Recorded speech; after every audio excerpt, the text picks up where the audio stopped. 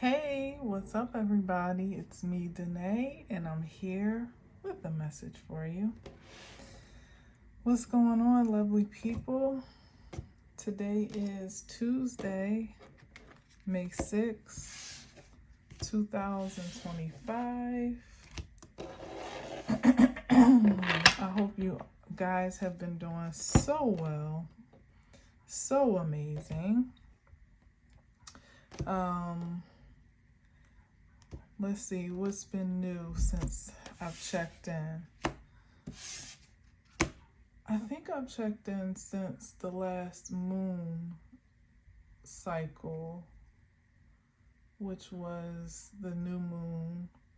Have I?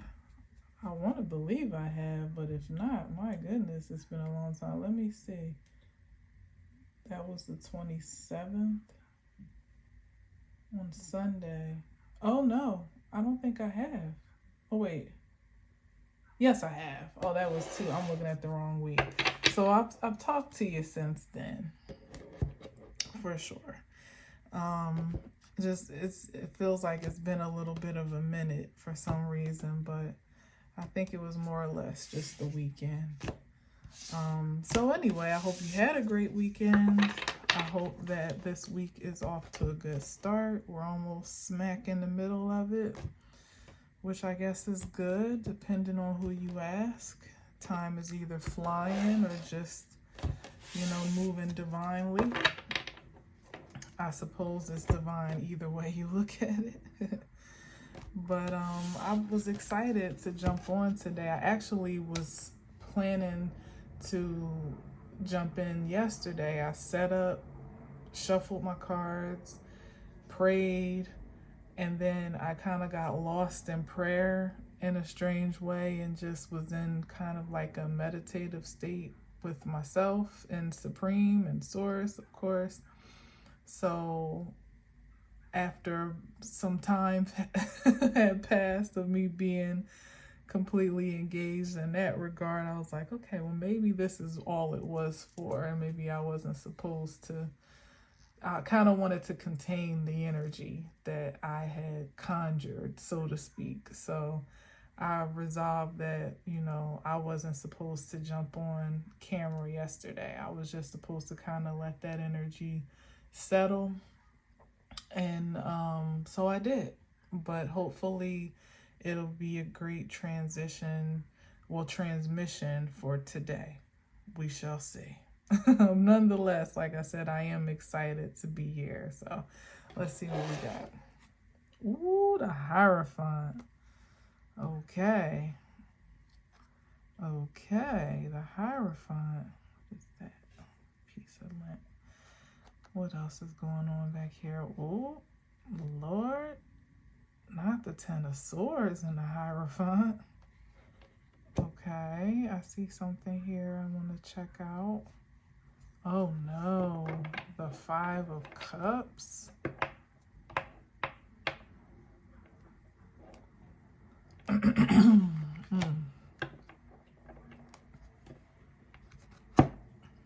Okay.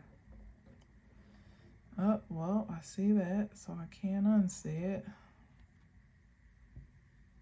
And then we got that. That will go more on this side, I think. Yeah.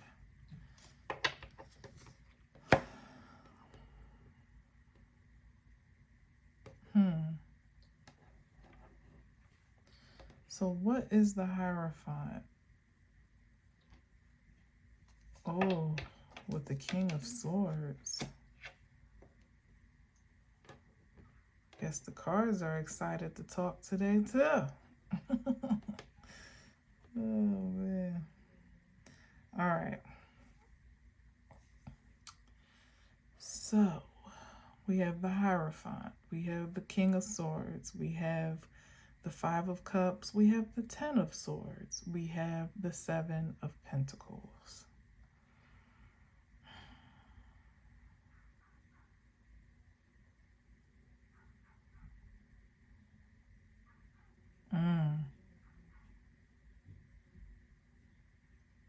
All right. So this is given energy of like a demotion. a grave, okay, a fall from grace. Okay. It's a great fall from grace. That's what this is. From the Hierophant to the King of Swords. The Five of Cups is someone in grief or in despair, maybe depression about what position has been lost. I heard about a replacement, but it really, what I see, in, clearly is a loss of position or a loss of power, loss of influence, perhaps. And the Ten of Swords is some type of like betrayal or sabotage that has someone at a Seven of Pentacles. I would say in this case, like counting their losses. And I don't usually say that about anything, but especially about this card. But the Seven of Pentacles is like somebody really counting their losses. It's like counting what they invested into something that they have not yielded much from. With all this energy, this can't be that high vibrational for me in this moment. And what is given to me is somebody invested a lot into this seat of power and influence. Pardon me, I just ate not long ago.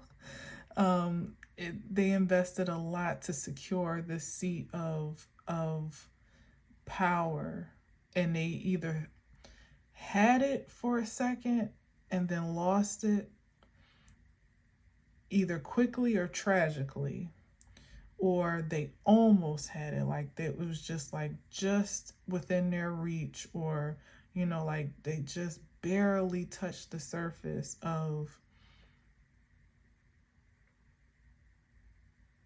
whatever this powerful force would have been. It could be a position, it could be it could even be as practical as like a position within a company, as like a CEO or leader or something like that. But it could also be some type of religious influencer, like some in the Hierophant seat, someone that, people look up to or revere in some honorable way. It doesn't have to be religion exclusively, but it's more or less someone that kind of like sets a standard of a way of life, because whether or not it's moral or ethical is questionable, quite honestly, if there's been this great fall from grace as I am channeling it. But there was at least a perception of righteousness or just even authority, someone that, more or less could be looked up to, whether I think I see the Five of Pentacles. I saw that snowy look. I had to get it. Yeah, this is somebody that, wow. So not with the loss of power and influence, it also they've lost respect,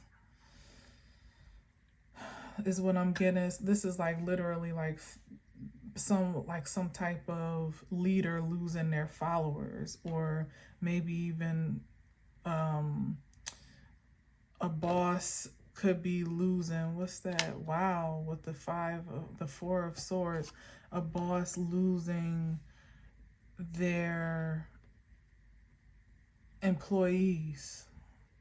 Somebody could have lost a business holistically, which makes sense here with the Five of Pentacles, when I said it's like somebody invested, is looking like somebody's life savings, if someone is counting, like maybe not actually, maybe so, I don't know, it's kind of specific, but it's just looking like maybe the time, you know, why I'm saying life savings is like the time and effort that somebody spent and invested into a practice, or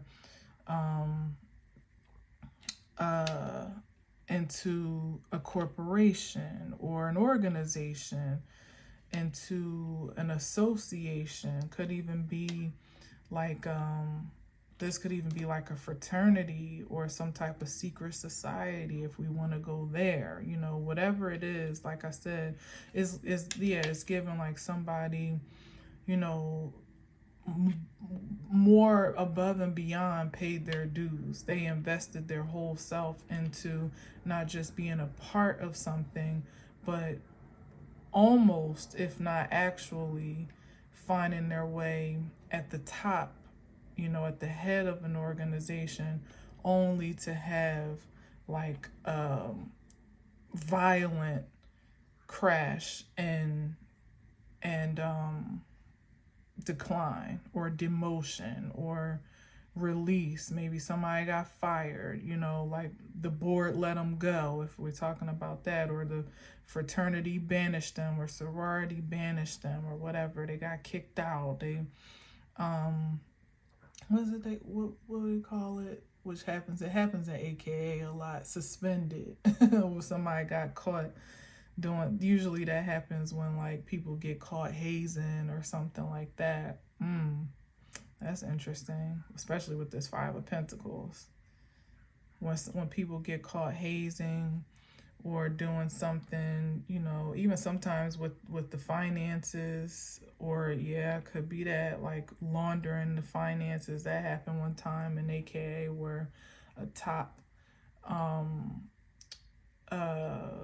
member of the board, let's say, so to speak, of the national, you know, board, was prosecuted for mismanaging the funds of the sorority. And the higher up you go, the more you have access to things that, you know, other people just don't. And she was doing all types of stuff, allegedly, you know, from what was said. And I think she was convicted, so, you know, but still allegedly, because who knows if it was true or not. But they had enough evidence to prosecute and convict. So anyway, it's a lot of masculine energy, but I'm saying that it's something that I can relate to, that it could be, you know, and, you know, fraternities and sororities are not quite practical of a thing to consider. So like I said, it could definitely just be a company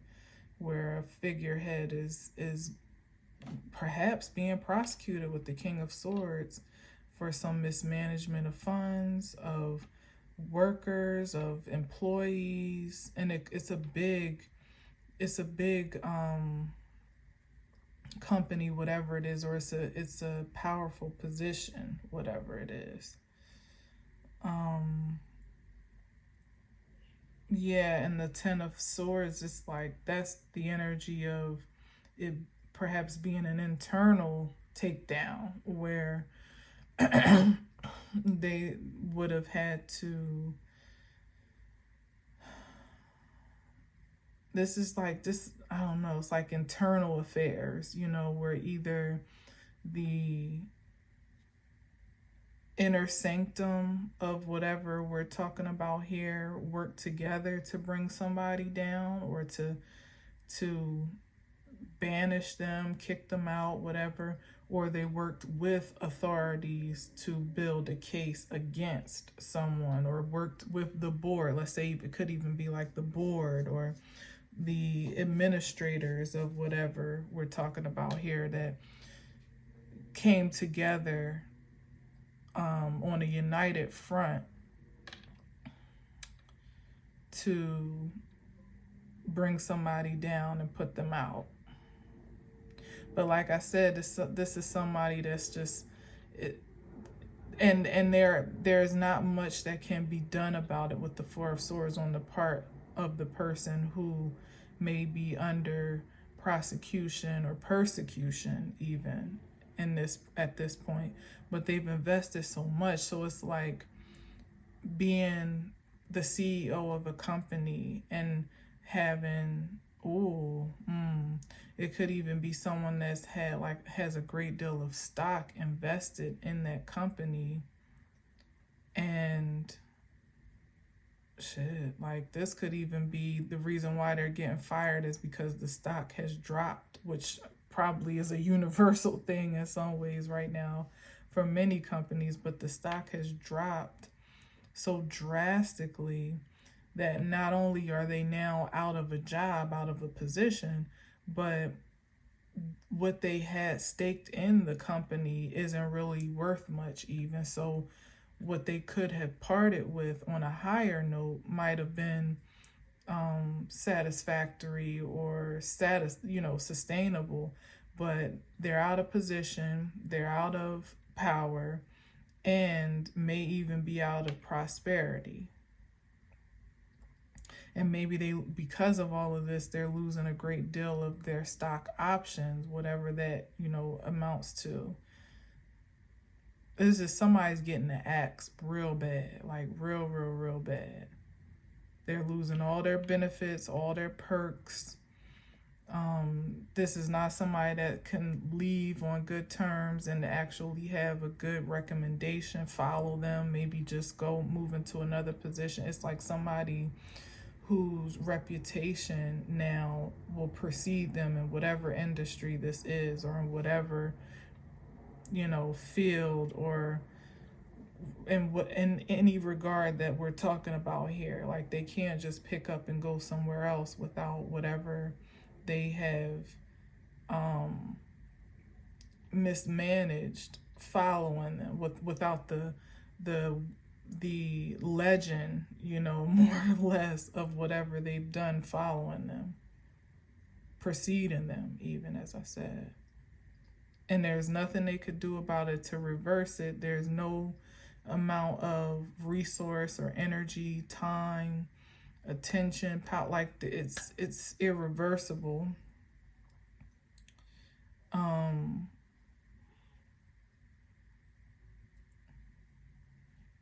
And the Ten of Swords is like I said, this is the word kind of being out. This could even just be like news or word traveling fast, and it not, word circulating fast and it not being good for somebody's reputation.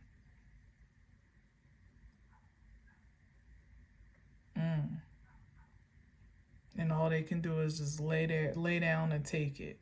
They like have to kind of fall on their sword, because what's being said it's either true indeed, or the evidence is so damning against them that it's irrefutable.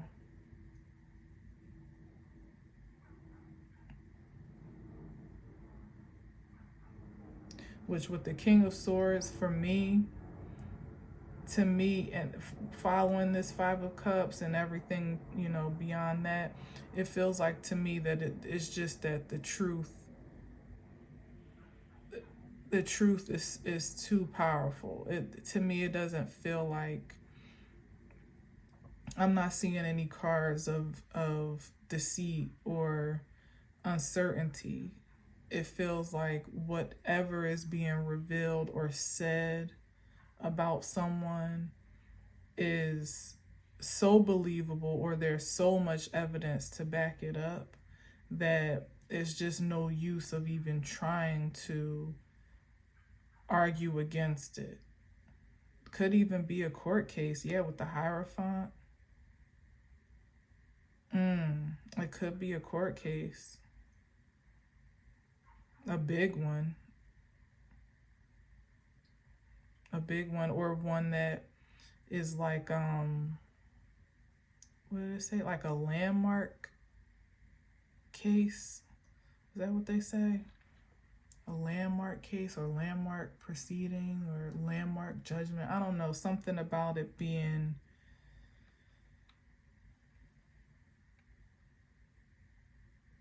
something about it being historic or unprecedented or something like that.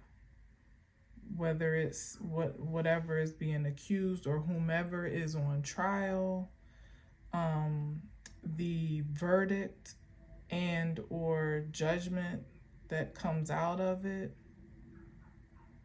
or settlement, it could even be.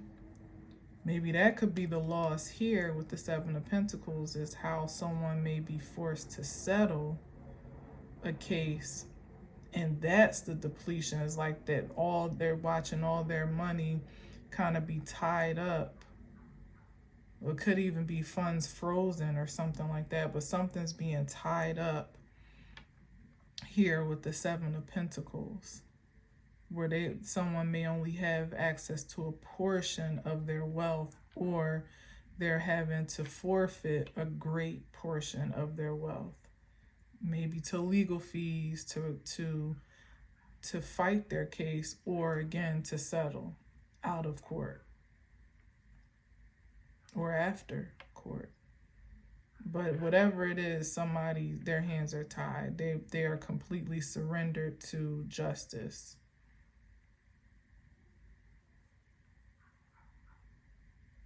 And this Five of Pentacles really is giving me some infraction on innocence here, where there have been great casualties to someone else's actions, maybe.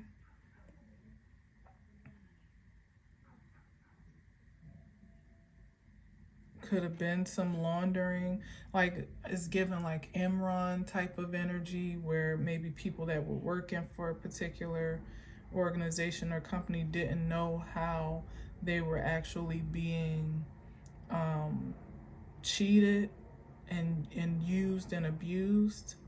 You know, like that maybe they were buying into stock or whatever, thinking that it was rising, or they were paying into their retirement, or you know what I mean, like they were paying into something substantial and secure, but someone was pretty much like, I said that too with the AKA example, like somebody was laundering.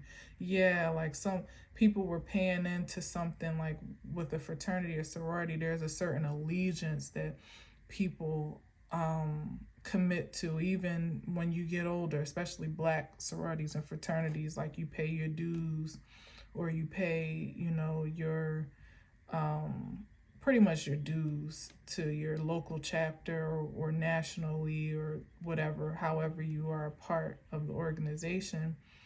And you do it with an allegiance that, you know, of trust for the people in power to govern those funds honestly, and believing that what you are submitting yourself to financially and energetically is for a good cause. And it's like finding out, as in that case, it wasn't the whole board, it wasn't everybody, but it was someone that had a significant role to play in the finances of the organization, that she was using it to pretty much, you know, fund her own personal lifestyle in some ways. Again, allegedly.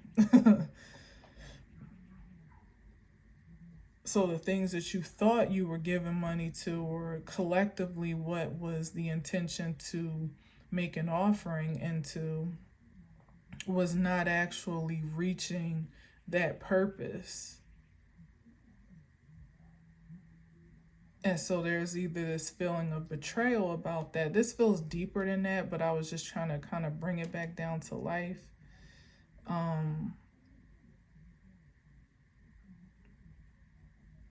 Because this, like I was saying before, it feels like, well, it still has the same effect, because sometimes even in such a primitive example, even with it just being one person, it can almost make you lose faith in the organization overall, because you don't know who's next in her position and what she'll do and who else was involved or had their hand in the cookie jar. You know what I mean? It's like you start to kind of be more skeptical about pledging your allegiance to that organization just on the strength that you just don't know. That what you think you're in,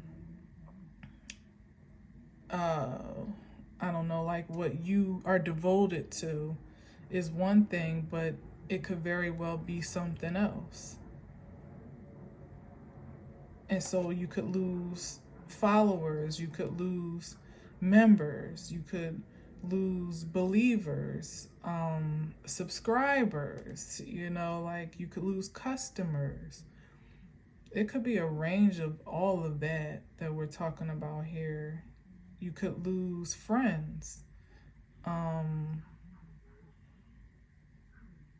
It's definitely something about followers though, because this feels like maybe a practitioner and like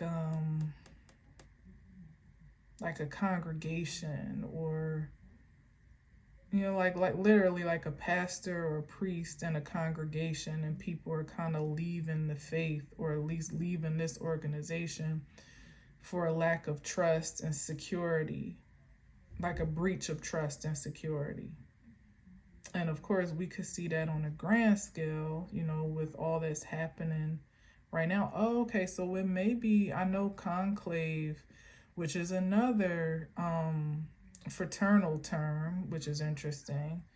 But they're getting ready to, like the cardinals or whatever, are getting ready to choose a new pope. So this could be something like that, where it's just business as usual right now, like they're going through the motions of what comes next. But there could be some disruption or disturbance in that.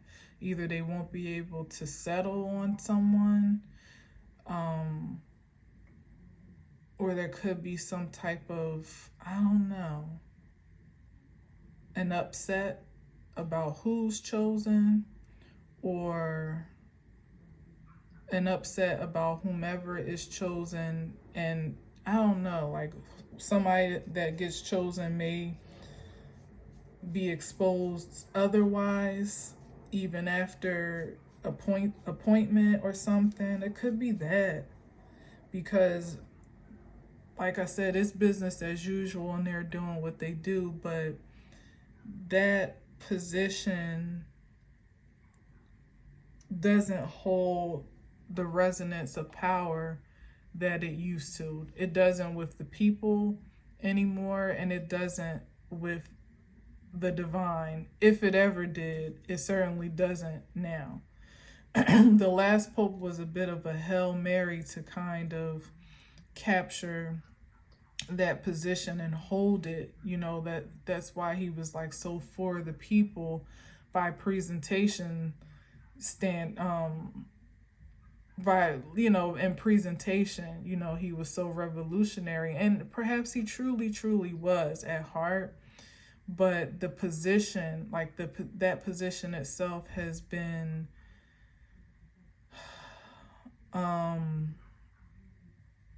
what do you call it, not tainted, but corrupted at this point, behind the scenes, and you know, beyond the smoke and mirrors, in a way that is no longer in alignment with the era at hand. You know, it, even with the Pope being as revolutionary as it was, you know, and the things that he tried to do to kind of bring the faith up to date, it's like it still wasn't evolved enough and fast enough for it to truly catch up with the relevance of this time, you know. And so to a large degree, like his passing was, the end of an era, which many know, in the faith and outside of the faith, those that are in agreement or in alliance with it, and those that may even be skeptical. Like, there's a general knowing that things have changed drastically since him, and certainly now that he has transitioned. And whomever is called into position at this point, it may really just be for appearance, like almost like a placeholder. But like I said, with the energy that we are living in at this time in this era, I feel like even with that, there's going to be some type of upset with either the process, the appointment. Something is not going to just be as smooth and casual as it would be expected to be for some reason.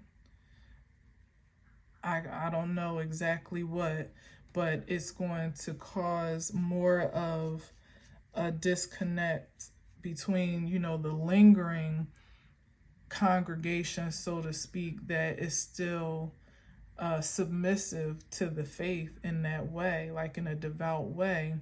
Maybe not unto their own faith and whatever they believe in, but maybe severing this tie with this figurehead of God, as it is the seat of the Pope, perhaps for once and for all, or in such a substantial way that it's beyond repair, like it can't be repaired back to what it, any semblance of what it used to be anymore. And again, it'll be so honest and so true and so in your face, maybe in the face of the world, since all the world more or less will kind of be watching. Like back in the day, the Pope was kind of hands off, you know what I mean? Like you even if you weren't of Catholic or Christian faith, it was kind of a hands off type of position. But things done changed, and let them try to put somebody in that seat that is not truly righteous and holy, especially after the last Pope.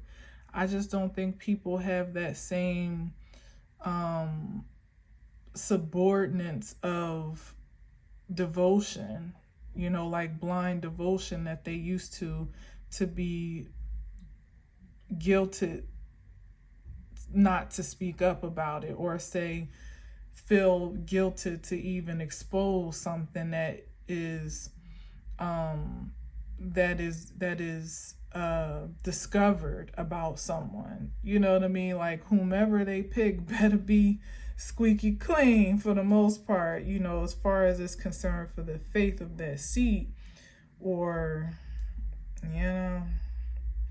it could be a shit show.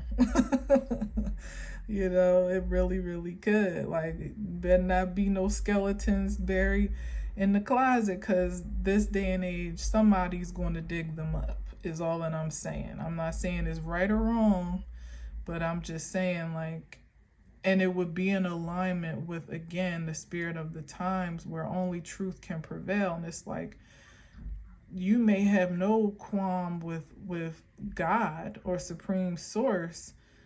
Perhaps you have procured forgiveness for whatever, whatever shadow may linger.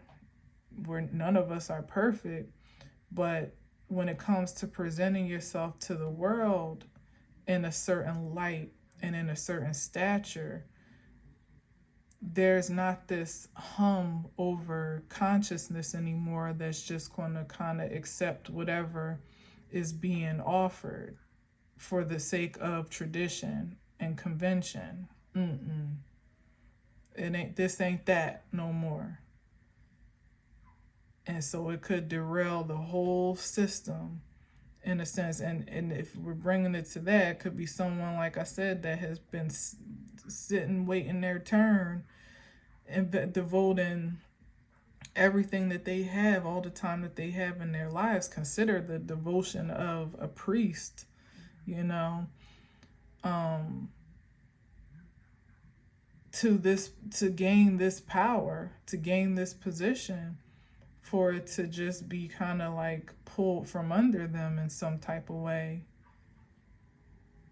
Shoot, wouldn't it be crazy if everybody just gets knocked down? Like, nope, this one got that, this one got that. I kind of thought, but I don't think it's possible at this point. I'm not sure of all of the, pardon me, of all of the candidates as they are right now, but it would have been a real Hail Mary if they tried to appoint a woman. But I think that here's the thing, right? I think that's the thing that kind of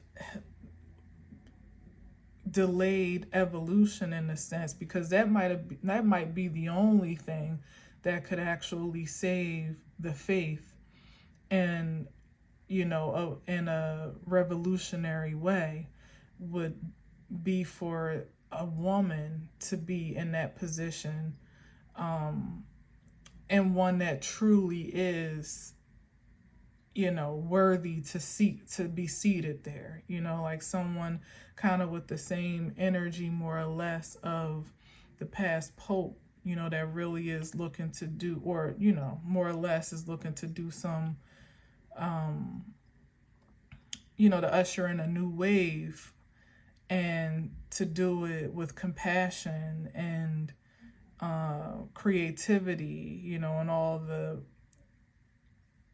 the new era type of things that we look for in a leader at this time, really and truly, though, like honestly, purely. But here's the thing. This pope was the first to actually advocate for female leadership in the churches and on higher levels of ministry. Perhaps if popes before him had gotten on the bandwagon, the Hail Mary that he threw would have put women in position to be on track, perhaps to be in a position such as the Pope by now. But because there was so much delay in evolution, to push the faith forward, I don't even think anybody has reached a prominence to be next in line for such a position, a woman. I don't think any woman has. So that's what I mean by it kind of being a little too late. Everything that it was almost like trying to catch up and hurry up, and like advance the faith to the dimension it needed to catch up in with the rest of creation. But now there's like a retardation, in the faith, unfortunately. So to me, sitting on the outside looking in, more or less, because I'm not Catholic, whomever gets the seat, even if they procure it successfully, first of all, I see either they're not going to survive long in the position, it's going to be like this high turnover rate, because they'd be old anyway, right? It's either going to be this high turnover rate of popes, or like I said, it's going to be a high turnover rate of those that are truly qualified to captivate that position honorably, due to however it happens. So like I said, if they would have moved a little faster and, been a bit more forward thinking to include women, which are the savior energies, that they've been locked out for so long, but kind of like siphoned from the background and infused, in a backdoor type of way, but not at the forefront of leadership as they should have always been, to some degree. But now when it matters most, like I said, what could actually really save the faith would be such a powerful move as that, where, it would restore a higher level of faith and devotion that would probably be more authentic and more sustainable than it's amounted to at this present time, where whomever is still devout, it's either, like I said, just kind of like going through the motions, or doing what you're conditioned to do, or still doing it out of the conditioning of guilt and judgment and condemnation, like, this is how I was born and bred, so this is what I do. You don't want to defect from that, or else type of energy. And of course, there are those that aren't so that don't have that cord, that attachment anymore at all. And unfortunately, they're on the other end of the spectrum, have no faith whatsoever, which is not necessarily a great thing either. So, coulda, shoulda, woulda, I suppose. But like I said in the very beginning, it's all divine timing. There's nothing that really could have been done to catch up, really and truly, if it wasn't going to be a pure intention anyway. So ultimately, it's just things that are kind of running their course and timing themselves out naturally and organically, although it may be perceived to be tragically, as these cards kind of imply, to the observer, or even to those that participate.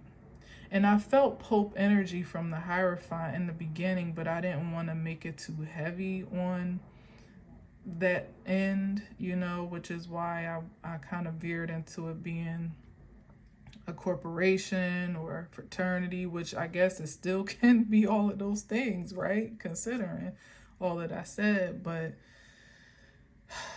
I don't know, but I'm not going to pull any more cards. I'm going to leave that there. I really am. Is there anything else I can say? And this, with the Seven of Pentacles, it could also even be like people now taking inventory of what they've invested in, their own personal beliefs or their time and energy into things that are ultimately being exposed at this time. Maybe some that have been quite devout in their faith, especially as a derivative of the more orthodox expression of it, such as the Pope, or even such as pastors, preachers, leaders of religious organizations, not limited to Catholicism and the Pope, but just, people that there's been a respect and deference to, that ultimately at the core of it are just revealing themselves to be humans with their own flaws and imperfections, as we all are. The difference is, as I said,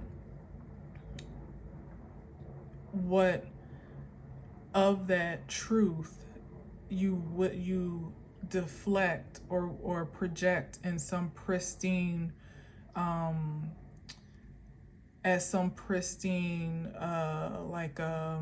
what's the word that I'm hearing? I hear mirage, but that's not what I want to. Facade, some pristine facade for the sake of power, for the sake of control, overseeing, domineerance, or whatever, you know what I mean? Like how you manipulate that facade to use as a force against someone else, or a force in favor of your own exaltation. And how it is that you truly do reflect the honesty of your humanity. Because you can still sit in a position as the Hierophant with all of that access to authority and influence, and reflect your raw humanity all the same. And I think the most empowering, not just religious leaders or spiritual leaders, but just, like I said, leaders of ways of life now are those that live authentically that way in their truth, as the King of Swords does, where there's no smoke and mirrors, where you can be just as proud of your humanity, flaws and all, as you are your divinity and all of its righteousness, and there be no real separation between the two. You know what I mean? Like, there be a holiness, literally a wholeness of those polarities.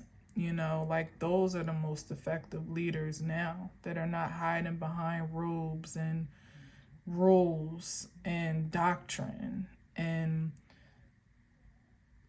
rituals and I don't know, like crowns and symbols and scepters and all the shiny things that kind of like blind you from the truth, or blind the observer from the truth, or distract at least from what's real.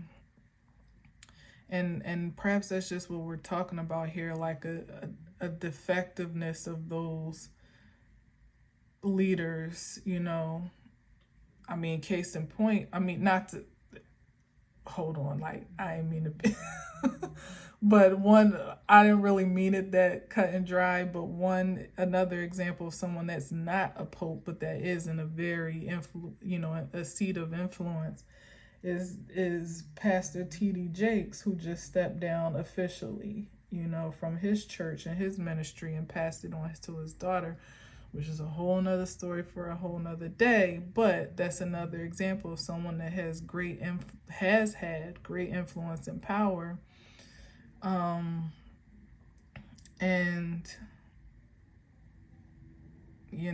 is taking a step down voluntarily, perhaps before it's out of his hands to do so, but that remains to be seen. But these are the transitions, first and foremost, that are kind of how can I say it, like dressing down, not dressing down leaders and men like in a derogatory way, but like I said, bringing them back to their own humanity, the righteousness of their humanity at that. And also diminishing that cord of attachment and deference that has been created by that facade. So it's like breaking chains across the board, because those that have kind of, again, paid allegiance to these ideals and even into these men or concepts as idols are now being more or less liberated to reassess and like designate new value to their beliefs and to their faith, and given those that have been in that position opportunities to kind of, I guess, do the same in their own right, but in different ways, to realign, hopefully and truly, with where that demarcation of faith truly is for them, without all the bells and whistles and smoke and mirrors, and then decide whether to grow and advance from there as needed. And then it opens up a new pathway for those either that have, again, been deterred from faith at all, or maybe never had any, to engage with leaders that are now being given an opportunity to operate in their full capacity of leadership unapologetically and without condemnation, without resistance, and forge a new path of faithfulness as an example for others to follow in their own right. So it's like almost like a new, like an evolution of faith that's taking place now, by breaking chains and like really liberating hearts and minds to find faith on their own terms, even as there may be inspiration from others that have done the same for themselves. But it's not in the way where it's like, like a discipleship, so to speak, unless, of course, people want that for themselves or whatever. But one thing's for sure, to be in a position of a leader of any discipleship at all, as I said before, you better make sure, you're pure as the driven snow, and not in the sense where you are without blemish and have done no wrong, but that you are at least open and honest about who you are. And again, I feel like that's the pathway of the new school leaders, and that's the path of faith for those that are looking for one, or just know that they're missing something in their lives, to be inspired to lead themselves in that regard, and not be so, quick to defer to someone else's devotion.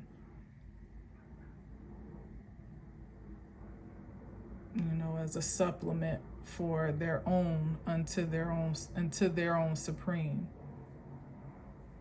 Yeah. Okay, well, I'm gonna leave that there. That got kind of different than what I was anticipating, but we shall see how it unfolds. I'm gonna leave it where it is. All right, so anyway, thanks again for listening. Well, I didn't say again. I didn't say it the first time, so no need for the again, but thanks for listening. Thanks for watching. Enjoy the rest of your week. I hope to see you tomorrow. I'll try my best, but certainly at some point before the week is out. Nonetheless, keep the faith, and however you're feeling guided, there's no greater privilege and favor right now than to be completely secure, to trust in how you're personally feeling directed to move and to live and to be, and what to do for your life at this time. Like, count yourself quite blessed, blissed, if you like it better, to trust yourself now in this season, because not many people feel safe and secure to hear, a sound, a word in their heart, and to, react and respond to it in real time. And also to be in tune with the signs and signals in their surroundings and in their environment, and in some of the most unassuming people, places, and spaces that are all also conspiring with the universe to lead you in the right direction. So if you have a sensibility about those things, and you feel a security, in your personal truth, and you feel sound in the directions that you are sensing and hearing and seeing, blessed are you, is all I can really say. Like, it doesn't really get much better than that in an era and in a conscious climate that we're in, where there's so many thoughts and messages coming at you a mile a minute, trying to persuade you to think in a manner that would be beneficial to whomever the messenger is. Like, if there's any time to trust yourself and to follow your instincts and to tap into your own intuition is very much so now. You know, whether you perceive that to be God, supreme, universe, source, however you see it, it's that intangible transmission that is truth at this time, especially when you've grounded yourself on what is real and true for you. You know, in the 3D, there has to be a higher resonance that you can feel, you rely on. That's where your true security lies right now. It's certainly not going to be exclusive to what you can, to what is materialized, because what is materialized could be reflecting something quite different, especially if you're looking around, you know, to the left and the right at your neighbor. Some people are having a very different experience of life than what you are, and we just can't gauge our own projections off of that perception anymore. It has to be personal. It has to be internal. It has to be ascended and transcendent. All right, so good luck and Godspeed to you, really and truly. You're doing a great job if you resonate with that and you're already living life in that vein. So just keep up the great work. All right. Yeah, so thanks again for listening and watching. Until next time, as always, I leave you with peace.